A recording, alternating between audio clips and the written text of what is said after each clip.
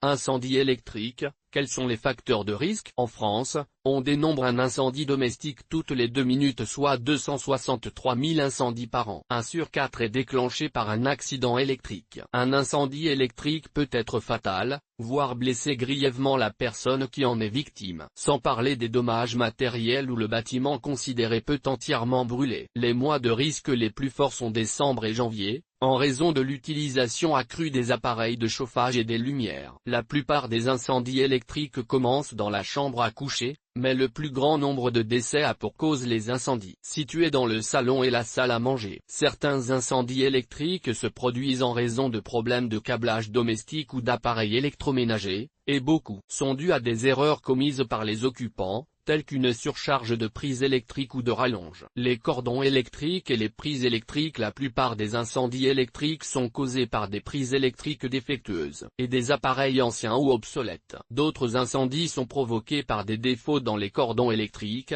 les prises de courant et les interrupteurs. N'utilisez jamais d'appareil avec un cordon usé ou effiloché, lequel peut émettre de la chaleur sur des surfaces combustibles telles que les sols, les rideaux et les tapis par exemple. L'utilisation de cordons cachés sous les tapis pour des raisons esthétiques ou pour éviter de se prendre les pieds dedans, est un danger d'incendie électrique. Assurez-vous que toutes les prises électriques soient bien fixées au mur. Commencez par vérifier toutes les prises de votre maison, bureau ou de votre chantier. Assurez-vous qu'elles soient bien serrées et fixées au mur, car des fiches mal fixées peuvent présenter un risque de choc électrique ou d'incendie. Si vous remarquez que des plaques murales sont brisées ou manquantes, placez une nouvelle plaque de finition de manière à éviter tout câblage électrique exposé. Vous devez également couvrir les prises inutilisées avec une protection adéquate, en particulier si vous avez de jeunes enfants qui se déplaceront dans la zone considérée. Cela permettra d'éviter l'électrocution et d'autres blessures électriques. N'altérez pas les fiches électriques. Vous ne devez jamais retirer la broche de terre d'une fiche.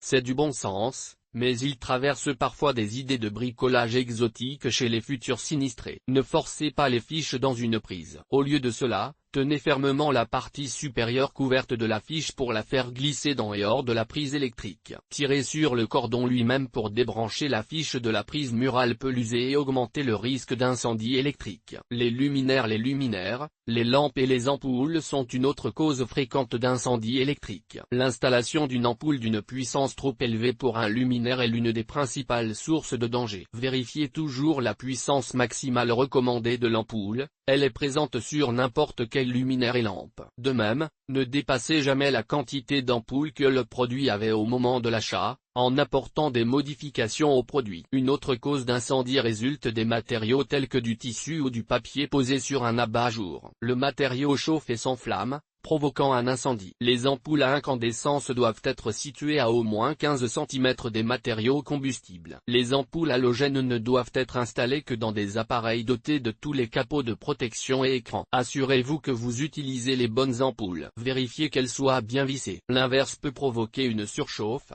ce qui peut entraîner un danger électrique, voire un incendie. Les rallonges et les enchevêtrements de multiprises. Une mauvaise utilisation des rallonges et des multiprises est une autre cause d'incendie électrique. Les appareils doivent être branchés directement dans la prise électrique murale, et non sur une rallonge durant une période prolongée. Utilisez uniquement des rallonges à titre temporaire et ne multipliez pas le nombre de multiprises. Si vos prises de courant ne sont pas aux bons endroits dans une pièce, ou si vous n'en avez pas assez, faites appel à un électricien pour en installer de nouvelles dans le respect des normes en vigueur. Si vous utilisez des multiprises, assurez-vous qu'elles soient équipées d'une protection contre les surtensions. Elles se reconnaissent par la présence d'un interrupteur on-off allumé d'une douce lumière rouge quand la protection est activée.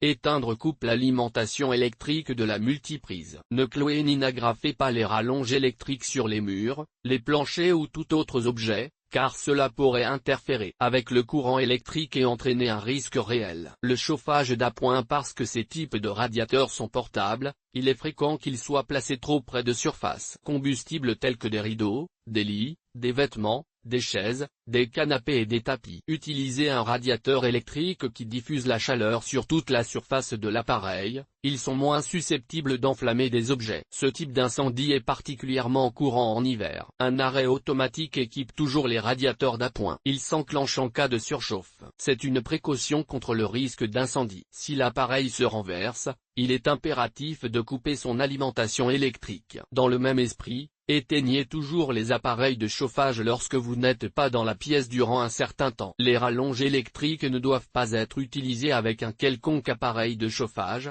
et si vous utilisez une multiprise, veillez à ce qu'il soit le seul appareil à y être branché. Le câblage, un câblage trop vieux et qui n'est plus aux normes en raison de l'âge du bâtiment, est susceptible de provoquer un incendie électrique. De même, si un bâtiment principalement résidentiel a plus de 20 ans, il n'aura peut-être pas la capacité de câblage nécessaire pour prendre en charge le nombre croissant d'appareils électriques dans la maison, tels que les ordinateurs, les téléviseurs à écran large, les lecteurs vidéo et les consoles de jeux, les climatiseurs, le micro-ondes, etc. Les bâtiments plus anciens ont souvent de vieux câbles électriques à l'intérieur des murs, et ils deviennent effilochés ou usés, provoquant des courts-circuits et des étincelles pouvant s'enflammer. Les disjoncteurs se déclenchent lorsqu'il y a une surcharge en électricité des circuits ou en cas de défaillance. Cependant, les connecteurs obsolètes s'usent souvent et ne fonctionnent plus très bien. Cela entraîne une surcharge du système et un incendie électrique. EGT.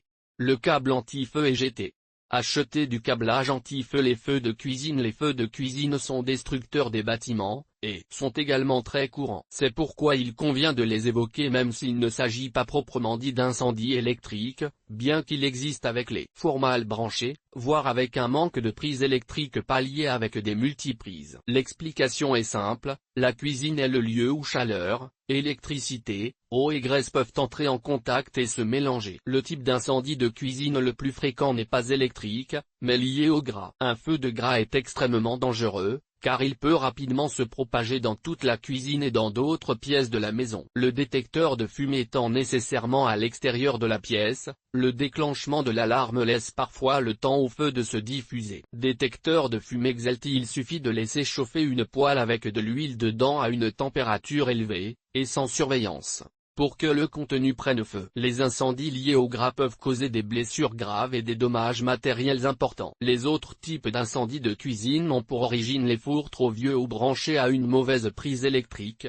voire dont le cordon faisant la liaison entre l'appareil et la prise murale aurait été monté façon DIY, et mal. Préférez l'achat de cordons adéquats et fiables, ne cherchez pas à réaliser des économies ridicules quand il s'agit de sécurité électrique. Les incendies peuvent également commencer dans la cuisine lorsque l'électricité entre en contact avec de l'eau, selon les circonstances. Pensez à installer des détecteurs de fumée dans votre habitation comme l'exige la réglementation. Le circuit électrique, les disjoncteurs et autres matériels. Les circuits surchargés utilisés avec des fusibles et des disjoncteurs surdimensionnés peuvent entraîner une surchauffe des fils, une défaillance de l'isolation et éventuellement des courts-circuits. Les circuits surchargés génèrent une chaleur excessive pouvant entraîner des incendies. Les fusibles et les disjoncteurs générant une chaleur excessive peuvent provoquer un incendie. Les panneaux ne doivent pas être chauds au toucher. Des connexions desserrées au niveau des boîtes de dérivation peuvent couper l'isolant. Cela peut provoquer des courts-circuits ou des défauts de terre. Des connexions desserrées peuvent également entraîner une mauvaise conduction électrique,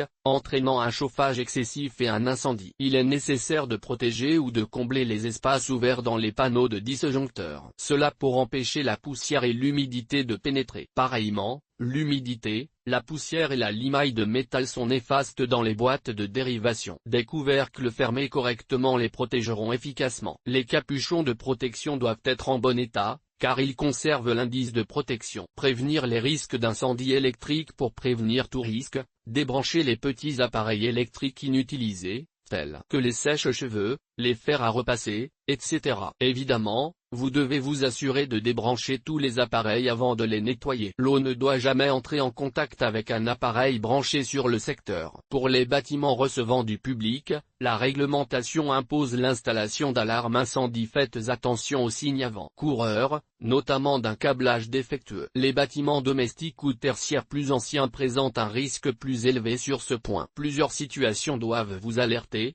Vos ampoules scintillent lorsque vous utilisez certains appareils. Les interrupteurs sont chauds ou bougent en les manipulant. Certaines prises électriques donnent l'impression de bourdonner, de craquer ou de siffler. Les disjoncteurs et les fusibles se déclenchent régulièrement. Les fils électriques sont chauds au toucher. Par conséquent, faites vérifier l'installation électrique tous les 20 ans, et profitez-en pour faire installer d'autres prises de courant. Vous devez également vous assurer du remplacement des détecteurs de fumée avant la date limite. Enfin, vérifiez régulièrement que leur alimentation est correcte. EGT.